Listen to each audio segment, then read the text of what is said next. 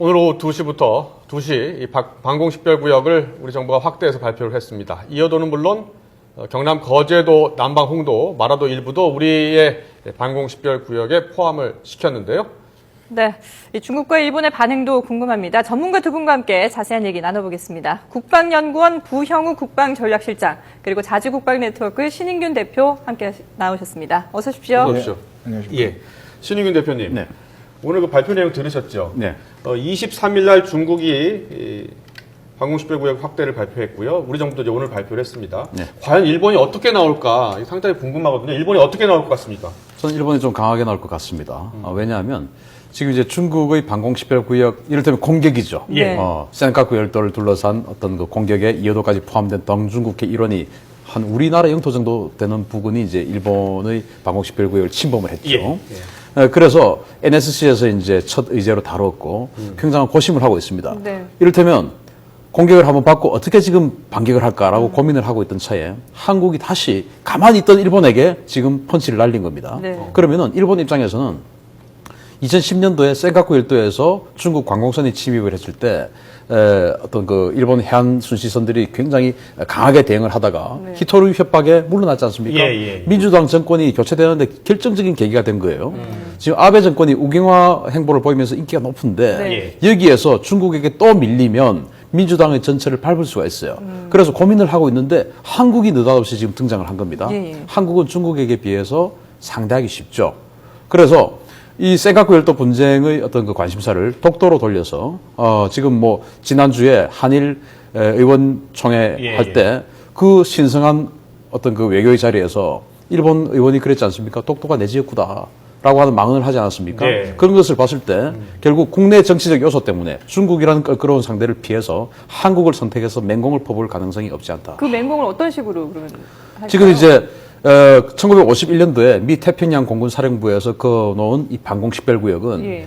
지금 선언적 의미라지 않습니까? 네. 그 선언적 의미를 지킬 수 있는 것은 해당 국가의 국력입니다. 그런데 우리가 선포하지 않고 미국이 선포한 한국의 방공식별구역이에요. 예. 한국에는 주한미군 기지, 공군기지들이 있습니다. 그렇게 해서 지켜왔던 겁니다. 우리가 세서 지켜왔던 것이 아니고 네. 인정할 건 인정해야 됩니다. 그런데 지금 우리가 그 미국이 그어놓은 울타리, 즉 선을 우리가 깨고 나왔습니다. 네. 그러면은 명분이 사라진 거예요. 미국이 그어놓은 선을 한국이 먼저 깨고 나왔기 때문에 저 선은 이제는 깨고 들어가도 괜찮다라는 등식이 성립이 되는 겁니다.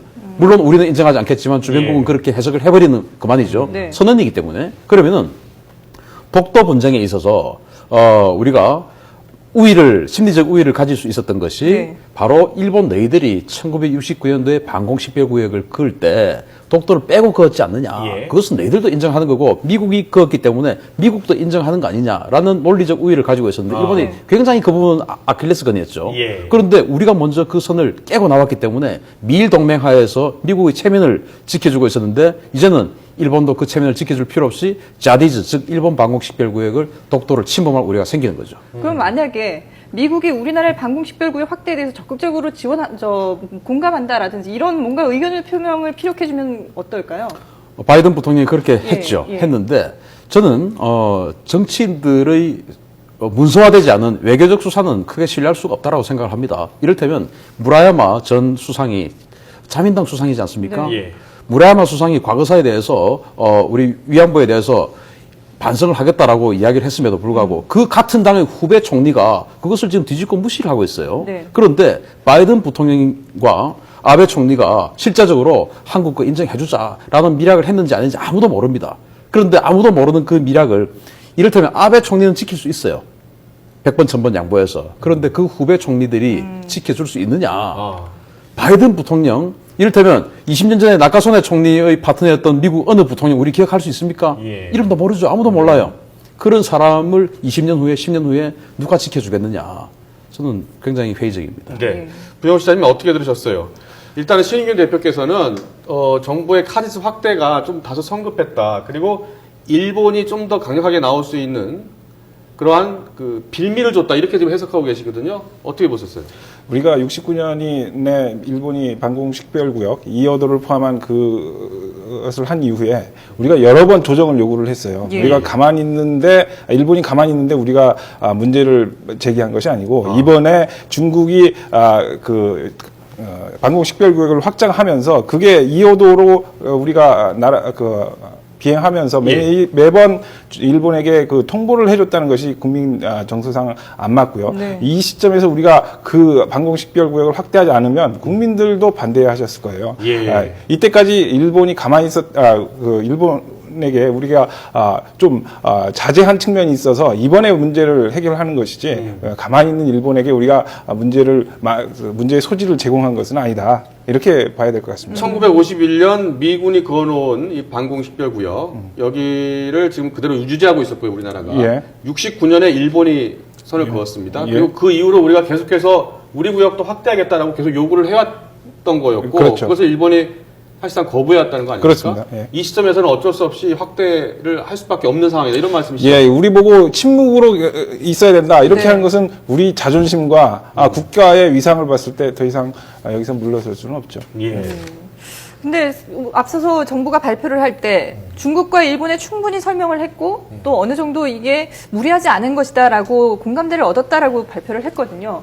이게 과연 중국과 일본이 그러면 우리의 그 방공식별구역 확장을 인정한다는 얘기인지 어디까지 받아들여야 될까요? 사실상 이 방공식별구역이 네. 이 국제적인 분쟁의 소지가 된 적은 없습니다. 국제법적인 어떤 근거가 없는 거기 때문에 이건 이때 그냥 그 나라에서 정해서 지정하면 되는 거죠. 세계에서 방공식별구역을 갖고 있는 나라, 선포한 나라가 20개국 미만이에요. 예. 그래서 모든 나라가 다 선포하는 것은 아니고 예. 이것이 국제적으로 분쟁의 소지가 된 게 한두 개 정도 케이스고 그렇게 많은 문제가 예견됐다는 것은 발생하지는 않았는데 네네. 이번에 이게 보통 나라들이 아니잖아요. 세계 2위의 경제대국, 3위의 경제대국, 그 중간에 있는 한국의 10위권의 경제대국, 이 국가의 위상들이 높기 때문에 이 신경전이 있는 것인데 사실 네. 서로 지금 상황은 어떤 군사적 충돌이 예견되거나 이런 것은 아니고 자존심 싸움인데 이거 잘 조정하면 되고 지금까지 이때까지 우리가 좀 소극적으로 대응해왔던 부분에 대해서 이 정도 자존심도 우리가 못 하느냐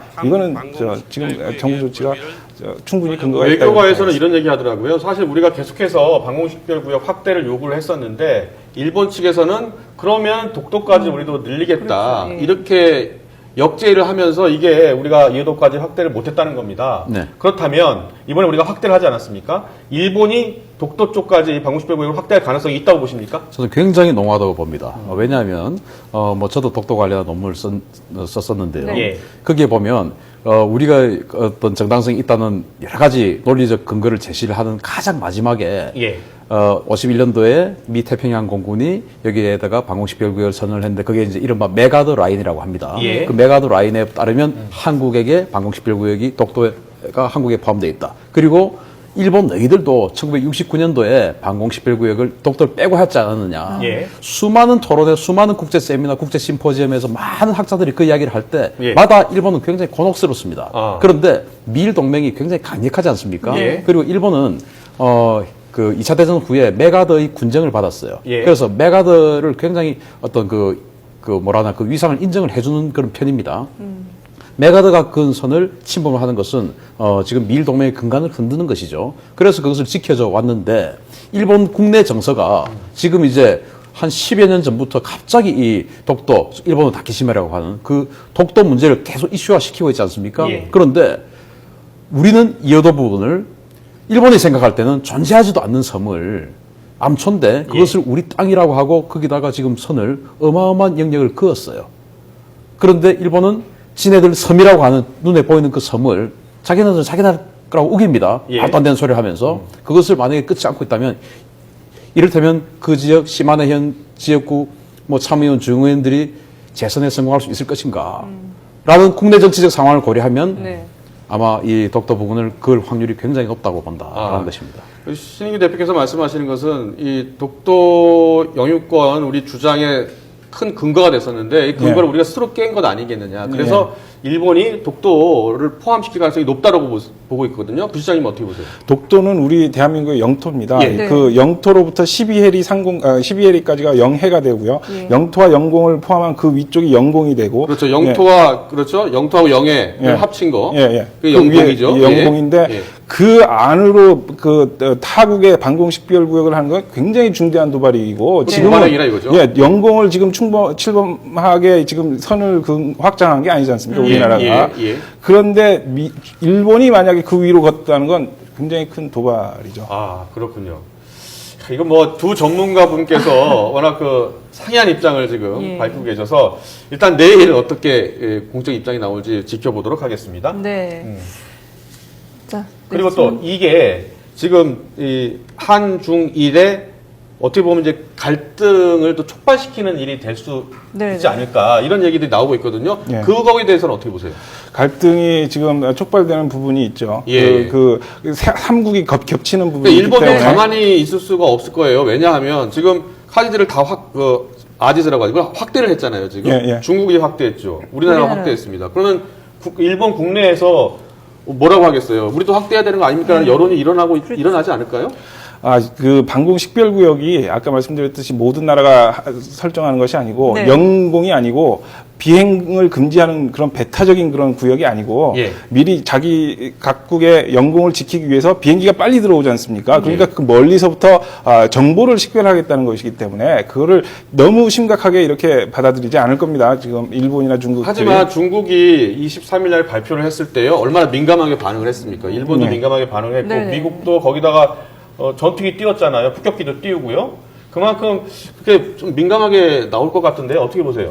자, 제가 좀 안타까운 이야기, 정말 슬픈 이야기 하나 드리겠습니다. 예. 지금 이제 방공식별구역 이야기가 나오니까 네. 이어도 해상에다가 우리 이지스함 율곡이함 띄워놓고 예. 태극기 개항한 예. 율곡이함 띄워놓고 우리 해상 초계기가 날아다니는 화면이 계속 나오고 있죠. 예.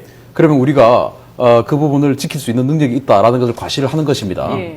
그런데 정말 안타깝게도 우리 해군에 지금 현재 이어도 해상에 보낼 수 있었던 군함이 그 율곡 이함 한 척밖에 없었다는 겁니다. 네. 많은 군함들 중에서 걔를 뽑아서 보낸 것이 아니고 네. 그 한 척밖에 갈 수가 없어서 그 한 척만 보낸 겁니다. 우리가 132 세척이잖아요. 세 척인데 예. 다 다른 업무를 하고 있고 수리를 하고 있고 그리고 5,000톤급 구축함 있죠. 예. 아덴만에 지금 경비하러 가 있죠. 한 척은 또 NLL에서 경비하러 가 있죠. 한 척은 또 지금 해군사관학교 생도를 태우고 순항훈련 가 있죠. 또 몇 척은 수리하고 있죠. 하나도 지금 작전에 쓸 수 없고 오직 율곡 이함 한 척만 이어도에 갈 수 있었다는 거예요. 예. 그리고 오늘 내일 이틀 동안 영국의 데어링함하고 미국의 샬로함하고 합동 군사훈련 한다고 하죠. 네. 그때도 율곡 이함 한 척만 갑니다. 왜냐? 그거밖에 없습니다, 지금. 그 정도로 우리 군사력이 여유가 이렇게 부족한데 과연 이해도까지 이제 앞으로 지금 북한만 상대하는 군사력도 굉장히 부족해서 이러고 있는데 예. 이해도까지 이제는 지킬 능력이 있느냐? 선언적 의미지만 그것을 지키는 것은 국력입니다. 우리 국력이 지금 뭐 공중급유기 이야기 나오지 않습니까? 예, 예. 2017년도부터 도입을 한다고 하는데 공중급유기 도입한다고 바로 운영할 수 있는 거 아니에요. 많은 훈련을 해서 그 우리 전투기 조종사들에게 라이센스를 이른바 면허증을 갖다가 공중급유 면허증을 줄 수 있어야 됩니다. 그 주고 나면은 공중급유 받을 수 있는 거예요. 아. 그러면 2020년 이후에 운영할 수 있고 예. 어제 김관진 장관께서 이지스함 세척 추가 건조하겠다고 했잖아요. 예. 2024년도에 첫 이지스함이 전력화됩니다.